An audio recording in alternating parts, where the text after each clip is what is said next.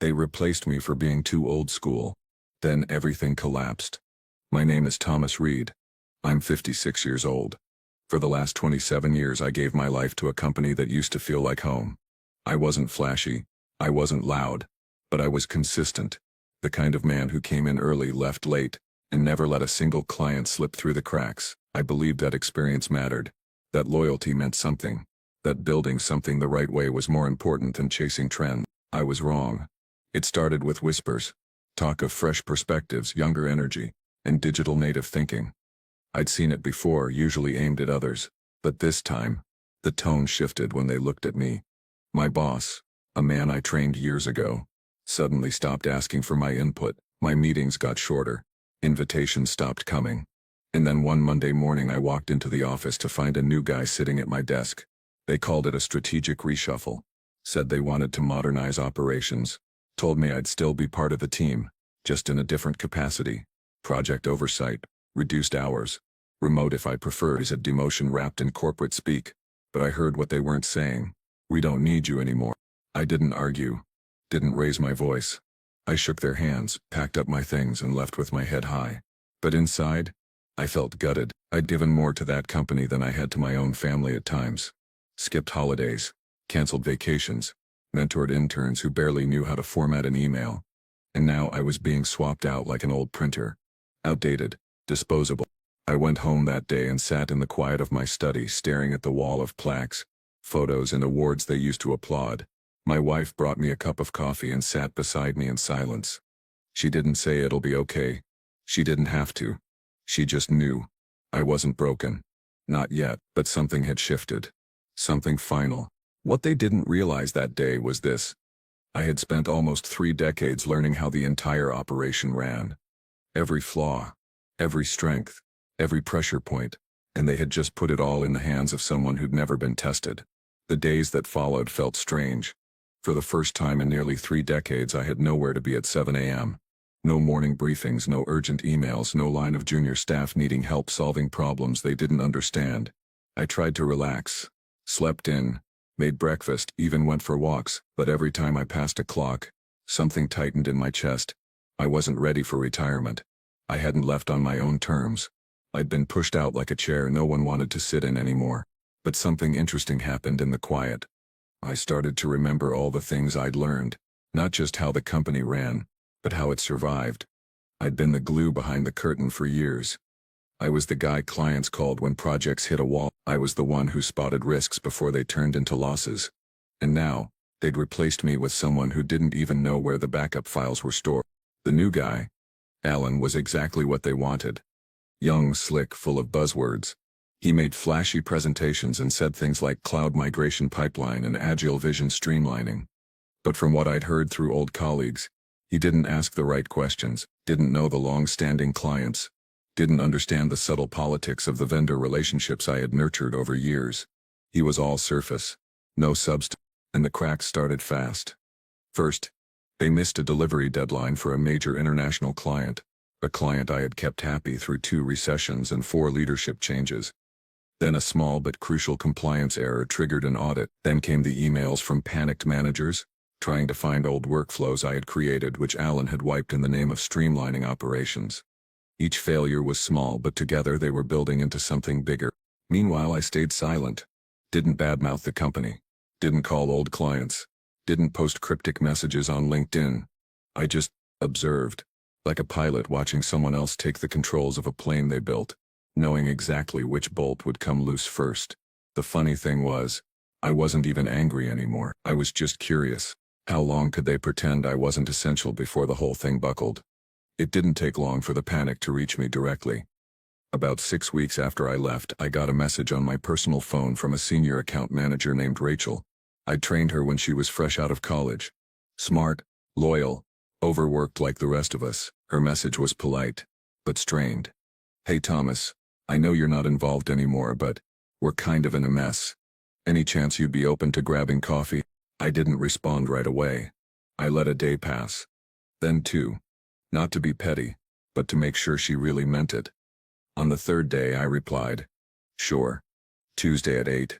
Same place as always. When I arrived, She was already there, waiting at the table with a notebook and the look of someone trying to stay professional while holding back a meltdown. She didn't waste time with small talk. "They're falling apart," she said. "Alan doesn't know what he's doing. He talks a lot in meetings, but nothing gets done. We've lost 2 clients. 3 more are threatening to pull. And everyone's afraid to speak up because upper management is still pretending everything is fine." I just nodded. Let her speak. Listened without judgment. I wasn't there to gloat. I knew what it felt like to watch something you care about disintegrate. She asked for advice. I gave her what I could. Told her how to access the archives. Reminded her which vendor rep could still be trusted. Pointed her toward the old procedures that actually worked. She thanked me sincerely. And as I walked away, I realized something powerful. I still had value. Not because of a title, but because I knew how to make things work. That meeting opened a floodgate. Over the next 2 weeks, more messages rolled in. Quiet ones from ex-colleagues and longtime vendors. "Hey, can you remind me how we used to handle project onboarding? Do you remember the workaround for the billing software bug? Any chance you could help us restructure a few of the old workflow models?" I wasn't trying to come back, but somehow, they were already coming to me. Then came the moment I knew the collapse wasn't just coming. It had begun. A former client of ours, one of the biggest accounts we'd ever landed, reached out to me directly through my old work email, which I'd redirected to my personal one just in case. The message was short. "We're not getting the same service anymore. If you're available, we'd rather work with you." Just like that. No pretense. No flattery. Just pure business. They didn't care about the brand name on the wall. They cared about trust, and I had earned it. Not through flashy presentations or jargon-filled pitches, but through consistency, honesty, and results.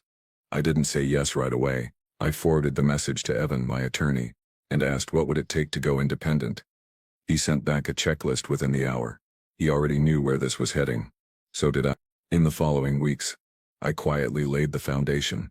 I formed an LLC, built a lean website, hired a freelance designer to give me a clean logo. I didn't advertise. Didn't announce anything publicly. I just let word travel. And within 30 days, 4 major clients contacted me asking the same thing. "Are you back in business?" I told them yes, but only on my terms. Personal, focused, and without the nonsense that had driven them away in the first place. Meanwhile, the company I had helped build was hemorrhaging. I didn't need internal updates anymore. The industry was talking. Alan's flashy approach had failed to deliver on even the simplest of projects. Long-time employees were quitting, deadlines were missed, and the executive board was scrambling to cover the holes with empty promises and PR fluff. Then Rachel called again, this time sounding more defeated than frantic. "They're talking restructuring, layoffs, possible buyout." She paused. "They're finally realizing they lost the only guy who knew how to keep the ship floating." There was no arrogance in her voice, just truth, a hard truth they should have seen coming. "They called you old school," she added quietly. "But honestly, you were the only one who ever knew how to lead." A month after I signed my first private contract, I got a message from someone I never expected to hear from again. The CEO. He didn't waste words. Just a simple direct email that said, "Can we talk?" No subject line. No apology. Just desperation hiding behind corporate politeness. I stared at it for a long time. Not angry. Just certain. Certain that this was the moment the tide had turned. And everyone who had tried to move forward without me now realized exactly what they'd done. I agreed to the meeting. Not to gloat, not to entertain offers. Just to finish the chapter with clarity. We met at the same downtown office I'd once unlocked every morning with pride. The place felt colder now. Quieter. Fewer employees. Empty desks. The energy was gone. He greeted me with the same nervous smile I'd seen him use during tough quarterly reviews.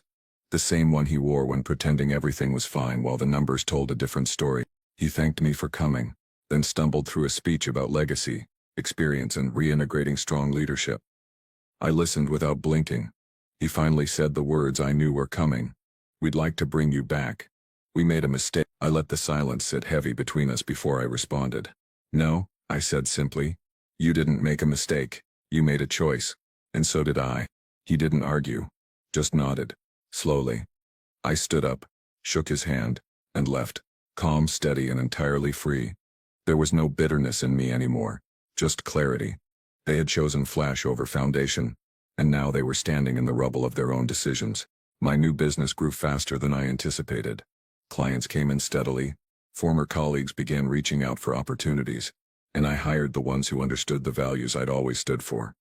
Loyalty, clarity, precision, no fluff, no buzzwords, just real solutions built by people who actually cared. At 56, I wasn't starting over. I was building something better without apology, without fear, and without ever changing who I was. It's funny how quiet success feels compared to the noise of failure. The old company folded 6 months later. Officially it was labeled a merger, but everyone knew what it really was, a salvage operation. The leadership was stripped out, the brand dissolved, and the remnants were absorbed into a larger firm that didn't even keep the original name. Just like that, the place I'd given half my life to was gone. Not because I left, but because they forgot why it ever stood strong in the first place. Sometimes, people build towers without realizing who laid the bricks. They forget that strength isn't found in shiny glass or slogans, it's found in the foundation. And when they remove the foundation, they're shocked when it all comes crashing down. As for me, I didn't just survive. I thrived. My consulting business now runs on referrals alone. I pick the clients I want. I work with integrity. And I never again let anyone convince me that wisdom is weakness or that tradition is a flaw. They called me old school like it was an insult. But old school means tried. It means tested. It means trustworthy. And in a world drowning in shortcuts and surface knowledge, that's rare. I sit now most mornings on my back porch, coffee in hand, watching the sun rise slow and proud over the tree line. I still wear my watch, the one they gave me at my 25-year anniversary, not out of nostalgia, but as a reminder, loyalty is a gift, not a guarantee. And if you hand it to the wrong people, they will throw it away without blinking. But if you keep your head, keep your values, and trust what you've built, there will always be something better waiting on the other side of betrayal. Not just success, but freedom.